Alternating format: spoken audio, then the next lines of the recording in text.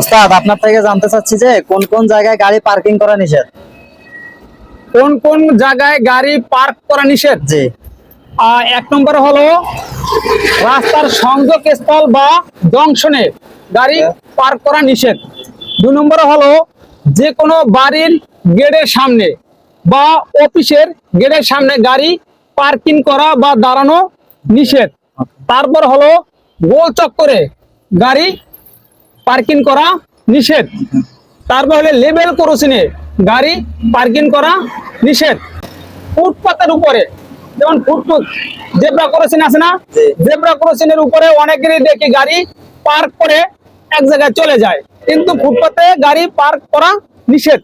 তারপরে সংকীর্ণ জায়গায় মানে ছোট রাস্তায় গাড়ি পার্কিং করা নিষেধ। তারপরে রাস্তার বাঁকে যে রাস্তার যে মোড়ে গাড়ি পার্ক করা নিষেধ।